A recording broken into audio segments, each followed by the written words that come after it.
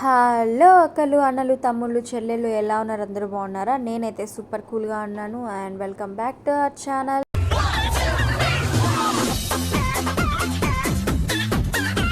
So ఈరోజు early morning లేచేసి ఇంట్లో పనంతా చేసేసుకొని పార్క్ అయితే వెళ్ళిపోయాము. నేను, నా కొడుకు, మా ఆయన. అండ్ ఈ పార్క్ మా ఇంటికి ఒక 1-2 కిలోమీటర్స్ డిస్టెన్స్లో ఉంటుందన్నమాట. సిడ్డిగాడైతే తెగ పోరు పెట్టేశాడు పార్కుకి తీసుకెళ్ళండి అని చెప్పేసి. ఇంకా వాడి గోల తట్టుకోలేకైతే తీసుకొచ్చినాము. అండ్ ఈ పార్క్ చాలా బ్యూటిఫుల్ ఉంటుందన్నమాట.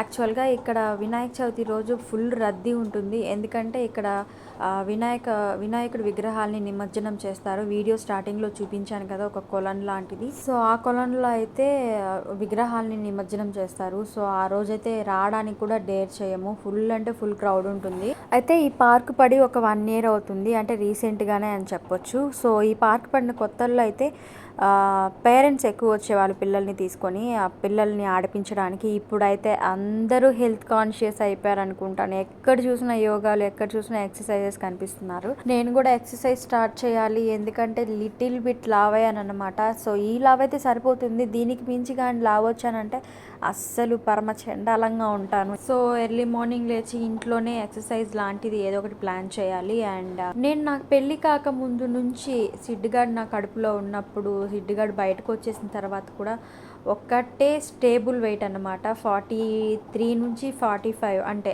ఈ మధ్యలోనే ఉండేది నా వెయిట్ అయితే.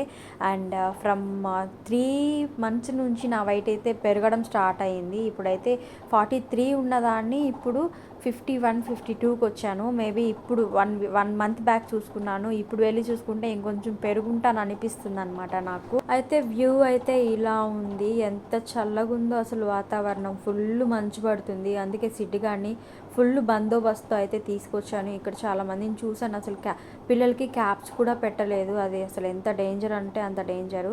సిడ్డిగాడిని అయితే క్యాప్ తీస్తే చెంప పగలద్దిరా అన్నాను, ఇంకంతే. క్యాప్ అయితే అసలు తీయలేదు, లేదంటే అసలు ఉంచుకోడు క్యాప్. అండ్ ఇక్కడ ఏంటంటే మా ఆయన బెట్ చేశాడు, ఇట్లా మోకాళ్ళు ఉంచకుండా అరచేతులు నేలకి ఆనిచ్చాలి అని చెప్పేసి. నేనైతే ఈజీగా చేశాను, కానీ మా ఆయన అయితే చేయలేకపోయాడు అనమాట.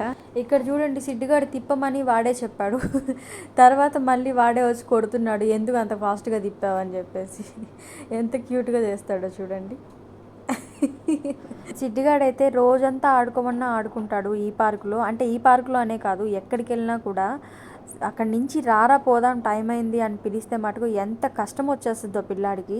అసలు రానంటాడు, ఏదో ఒక టాపిక్ డైవర్ట్ చేసి అది కొనిస్తాను ఇది కొనిస్తానని చెప్పి బయటికి తీసుకొస్తామన్నమాట. అండ్ ఇది ఆడుకున్న తర్వాత మా ఆయనతో ఏదో మాట్లాడుతుంటే పక్కన ఒక కుక్క ఉందన్నమాట పిల్లల్ని పెట్టుకొని. సో వాడు కర్ర తీసుకుని జస్ట్ దాని దగ్గరికి వెళ్ళాడు. పాపం దానికి ఏమనిపించిందో ఏమో, పిల్లాడి మీదకి వచ్చేసింది. నాకైతే గుండె పగిలినంత పని అయింది. బట్ అదైతే ఏం చేయలేదు, కానీ మేమిద్దరం అరిచేసాము. ఇంకా చే అని అరిచేసరికి ఇంకా అది భయపడిపోయి వెనక్కి వెళ్ళిపోయింది అనమాట.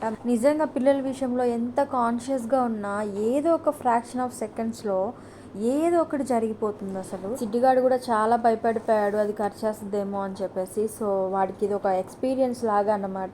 సో ఇలా చెయ్యకూడదు, ఇలా కర్ర ఎత్తకూడదు, ఇలా రాళ్ళు ఇసరకూడదు కుక్కల మీదకి అని చెప్పేసి. ఇంతకుముందు చాలాసార్లు చేశాడు, అది అట్లా చేయకూడదు నాన్న అంటే వాడు వినలేదన్నమాట. సో ఈ దెబ్బతో అయితే వాడికి బుద్ధి అయితే వచ్చుంటుంది నాకు తెలిసి.